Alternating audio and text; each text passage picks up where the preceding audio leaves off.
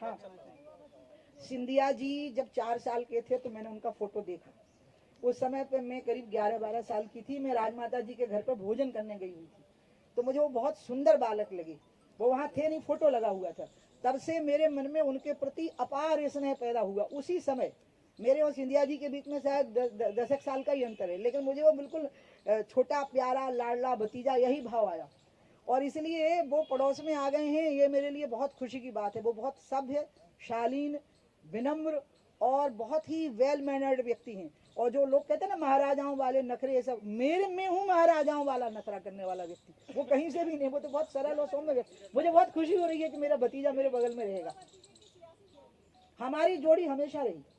जब वो कांग्रेस से चुनाव लड़े तो मैं उनके यहाँ चुनाव प्रचार करने जाने से मना कर देती थी कि उनके यहाँ नहीं जाऊंगी मैं, और मैं बोल देती थी कि अच्छा वसुंधरा जी को बुलाओ तब मैं आती हूँ। वो भी नहीं आती थी, मैं भी नहीं जाती थी। एक ही रिश्ता है जो मैंने जीवन में निभाया है, जिसमें कि हम उनके चुनाव प्रचार में नहीं गए। तो आप इसी से समझ जाइए कि हमारी जोड़ी हमेशा रही है, पहले भी रही है।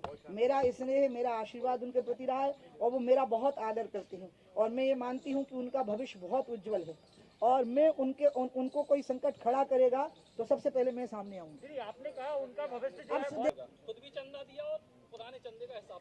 अब मैं आपको एक बात बताऊं, दिग्विजय सिंह एक बहुत पढ़े लिखे नेता है। मैं दिग्विजय सिंह को अब मैंने पहले कहा ना कि पहले वाला हो गया सपाटे वाला। अब मैं धीरे धीरे उत्तर दूंगी हर प्रश्न का, दिखाओ नहीं दिखाओ आपको, लेकिन कम से कम बैकग्राउंड बन जाती है ना, क्योंकि हमारे आपके संबंधों में बैकग्राउंड जरूर रहनी चाहिए कि मूल में क्या था। मैं उनको जानती हूँ जब मैं 8 साल की थी। उनके यहाँ मैं प्रवचन करने गई राघवगढ़ में, तो किले में मुझे अच्छा लग रहा ना देखने में ये तो किले में मेरे को भोजन के लिए बुलाया गया। तब दिग्विजय सिंह जी इंजीनियरिंग की पढ़ाई करके बिल्कुल आए ही थे। तब से उनके परिवार में मेरा सम्मान होता रहा, और वो मेरा सम्मान करते रहे। और मैंने देखा कि वो कांग्रेस के बहुत कद्दावर नेता होते हुए भी कांग्रेस में भी अपनी जगह नहीं बना सके, जो उनकी जगह हो सकती थी इतनी योग्यता होते हुए भी। इसका कारण है कि उनका सबसे बड़ा शत्रु उनका मुंह है,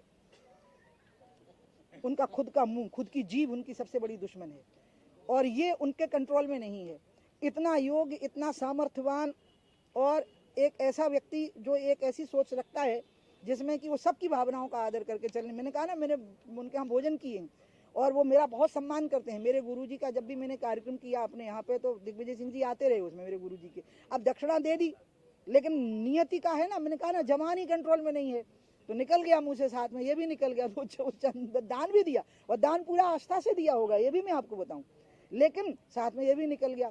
यही तो चीज है जो दिग्विजय सिंह का दुश्मन है, और यही कारण है कि दिग्विजय सिंह आज वो हैं जो वो हैं, जिससे बेहतर हो सकते थे वो। और अगर वो बेहतर नहीं है तो उसका कारण उनका मुंह।